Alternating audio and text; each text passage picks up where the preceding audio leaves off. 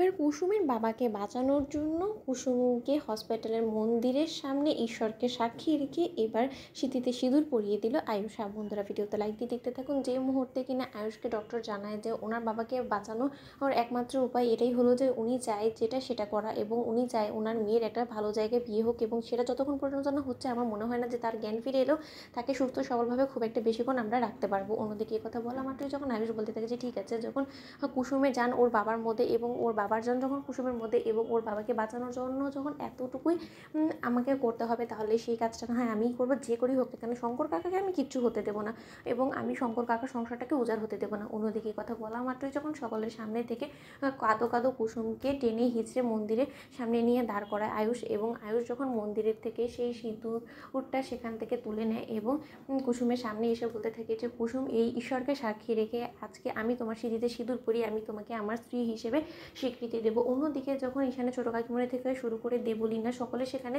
গিয়ে জড়ো হয়ে যায়, এবং সকলের সামনে যখন কুসুমের সিঁথিতে আয়ুষ সিঁদুর পরিয়ে দেয়, ঠিক সেই মুহূর্তেই দেবলীনা বলতে থাকে যে আয়ুষ, সেটা তুমি কী করলে? ঠিক সেই সময় ইন্দ্রাণী গাঙ্গুলি সপাটে গিয়ে আয়ুষকে চড় মারে এবং বলতে থাকে যে বিয়েটা কি তোমার কাছে ছেলে খেলা বলে মনে হচ্ছিল? আয়ুষ, তুমি এটা কী করলে? তুমি এই অঘটনটা কেন ঘটালে? যেখানে কিনা তোমার উপর আমার সব থেকে বেশি গর্ব ছিল, সেখানে তুমি এরকম একটা ঘটনা ঘটানোর আগে একবারও তুমি আমাকে জিজ্ঞেস করার প্রয়োজনটুকু মনে করলে না?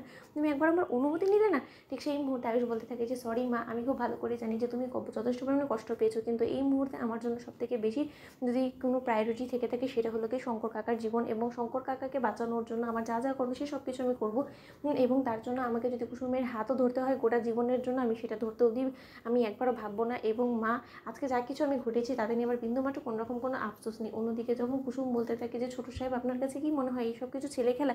এবং আপনি কোনো কিছু না বুঝে শুনে আপনি সকলের বিরুদ্ধে গিয়ে আপনি আমার সিঁথিতে সিঁদুর পরিয়ে দিলেন, এতে করে আপনি কী প্রমাণ করতে চাইলেন বলুন তো? যে আপনাদের বড় লোকেদের ক্ষমতা আর প্রভাব খাটিয়ে আপনারা সব কিছু করতে পারেন। আপনি এরকম করে আমার সঙ্গে একটা পুতুল খেলা খেলে ফেললেন, এবং আপনার কি মনে হয় যে ক্ষণিকের জন্য আপনি আমার বাবার কাছে গিয়ে বলবেন যে আপনি আমাকে বিয়ে করে নিয়েছেন এবং এতে করে আমার বাবা সুস্থ হয়ে যাবে? তার পরবর্তীতে আমার বাবাকে আমি কী জবাব দেবো যখন কিনা আমার বাবার সামনে গোটা সত্যটা ফাঁস হয়ে যাবে? আপনি সেটা একবার ভেবে দেখেছেন? ছোটো সাহেব, আপনাদের জন্য পয়সার প্রভাবে আপনারা ক্ষণিকের কথা ভাবেন ঠিক আছে, কিন্তু ভবিষ্যৎটা আপনাদের ভাবতে না হলেও আমাদের মতন গরিব ঘরের মেয়েদেরকে ভাবতে হয়, এবং আমরা অতীব সাধারণ এবং দরিদ্র ঘরের মেয়ে, এবং আমাদের জন্য এই এক চিমটি সিঁদুর অনেক কিছু মাইনে রাখে। আপনি সেটা কী করে এরকম একটা ঘটনা ঘটালেন বলুন তো? ঠিক সেই মুহূর্তে যখন দেবলীনা বলতে থাকে যে ন্যাকা সাচ্ছ, তুমি কি মনে করছো যে তোমার এই ন্যাকামো আমরা বুঝতে পারছি না? তুমি এতক্ষণ ধরে আয়ুষের সামনে এই ভ্যাবে করে কাজ দিলে যে শুধুমাত্র আয়ুষের হাত থেকে সিঁথিতে সিঁদুরটা পড়ার জন্য। আমরা বেশ বুঝতে পারছি, কেউ চোখে তুমি ধুলো দিতে পারলো, আমার চোখে এত সহজে তুমি ধুলো দিতে পারবে না কুসুম। তোমার বদমাইশি আমি বার করে দিব। তুমি